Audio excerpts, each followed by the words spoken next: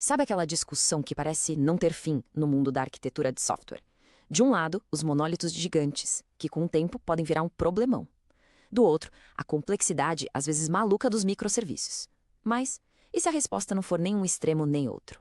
Hoje, a gente vai explorar um caminho do meio, o monólito moderno, e ver como o Spring Monolith está transformando essa ideia em algo muito real e poderoso. O nosso roteiro é o seguinte: a gente começa no dilema clássico entre monolitos e microserviços, depois apresenta a solução do monólito modular e aí mergulha no Spring Monolith para ver como ele ajuda a gente a impor as regras, a conectar os módulos e, claro, no final, entender por que tudo isso faz tanta diferença na prática. Por muito tempo, parecia que a vida de quem trabalha com arquitetura de software era uma escolha de Sofia. Ou se escolhia a simplicidade inicial do monólito, ou a promessa de escala e independência dos microserviços, cada um com seus prós, mas também com armadilhas bem perigosas.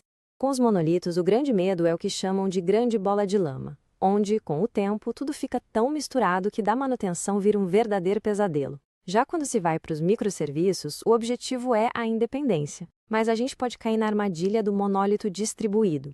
Ou seja, os serviços são separados, mas tão amarrados uns nos outros que os benefícios simplesmente desaparecem. E essa busca por um equilíbrio não é só papo de livro, não. Muita gente na indústria sentiu na pele que lidar com a complexidade dos microserviços pode ser pesado demais. A necessidade de achar um caminho do meio ficou super clara. É exatamente aqui que entra o monólito modular.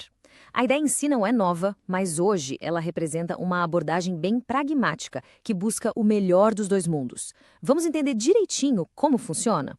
A definição é bem direta, né? A gente tem uma única aplicação, um só executável. Mas, por dentro, o código é todo organizado em módulos lógicos independentes que fazem sentido para o negócio. Pense em pedidos, notificações, estoque, cada um na sua caixinha. E a frase que resume tudo é esta: logicamente separados, fisicamente unificados.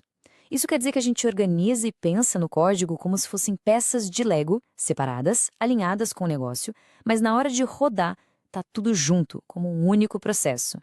Temos a clareza da separação, sem a dor de cabeça da infraestrutura distribuída.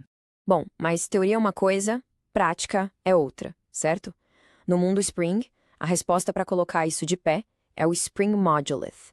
É um projeto que dá as ferramentas não só para construir, mas, o que é mais importante, para manter essa arquitetura modular funcionando bem. E o mais legal da abordagem do Spring Monolith é como ela é simples. A arquitetura não fica escondida em arquivos de configuração gigantes. Não, ela está ali, explícita, na própria estrutura de pacotes do código. Cada subpacote direto da raiz da aplicação é, por padrão, um módulo. Simples assim. A arquitetura vira parte do código. Certo, mas de que adianta ter módulos bonitinhos se, com o tempo, o pessoal começa a misturar tudo de novo? É aí que vem a funcionalidade que, na minha opinião, é a mais incrível do Spring Monolith, um jeito de garantir que a arquitetura se mantenha limpa. A regra é genial de tão simples. Tudo que está no pacote principal de um módulo é sua API pública, ou seja, outros módulos podem ver e usar. Agora, se uma classe está dentro de um subpacote, tipo um chamado internal, aí é privado. Outros módulos são simplesmente proibidos de encostar ali. Vamos imaginar um cenário real. Uma pessoa está lá, mexendo no módulo de produto e precisa de uma classe que está dentro de notificação.interno. O Java até permite isso, a classe é pública, mas isso é um crime contra a nossa arquitetura. E é aí que entra o Spring Monolith. Com uma única linha de teste, ele verifica a estrutura toda e, pá, o teste quebra apontando a violação antes que esse código errado vá para a produção. E olha que maravilha o feedback. O teste não só falha, ele dá uma mensagem de erro super clara, dizendo exatamente qual módulo diz respeito à fronteira e qual classe ele tentou usar indevidamente. É como ter um guardião automático da arquitetura do projeto. E como se corrige isso então? Criando contratos bem definidos.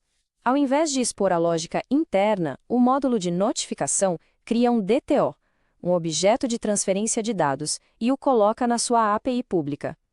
Assim, o módulo de produto conversa com esse contrato de dados sem nunca precisar saber dos detalhes internos do outro módulo. Isso é desacoplamento de verdade. Mas dá para ir além de só proteger o acesso. Para desacoplar de verdade os módulos, o ideal é usar comunicação baseada em eventos. Isso garante que os módulos fiquem realmente independentes uns dos outros. A diferença aqui é crucial. Na chamada direta, um módulo depende do outro. Se o Notification Service mudar, o Product Service pode quebrar. Com eventos, essa dependência some. O módulo de produto só anuncia um fato, tipo, ei, um produto foi criado. Ele não sabe e nem se importa com quem vai ouvir. Aí o módulo de notificação que tem interesse nisso reage ao fato, totalmente independente. E o Spring Modulith deixa isso ridiculamente fácil. Com uma anotação, a @ApplicationModuleListener, um método vira um ouvinte de eventos. E o framework cuida de toda a parte chata por baixo dos panos, garantindo que a comunicação seja síncrona, transacional, tudo com uma anotação. É muito poderoso. Bom, depois de ver tudo isso, a pergunta que fica é: e daí? Qual é a recompensa no final do dia? Por que vale a pena adotar essa abordagem nos projetos? Os benefícios são bem claros. Primeiro, as fronteiras da arquitetura são protegidas por testes, o que evita a degradação do código. Segundo, o código fica muito mais fácil de entender e manter, já que está organizado por áreas de negócio. E talvez o mais estratégico de tudo, essa abordagem é uma rampa de lançamento perfeita. Se um dia for preciso extrair um módulo para um microserviço, a parte mais difícil, que é o isolamento do código, já vai estar pronta. Isso nos leva a uma reflexão final, né? O monólito modular não é necessariamente o fim dos microserviços. Talvez seja uma evolução, um caminho mais seguro e pragmático para o desenvolvimento de software.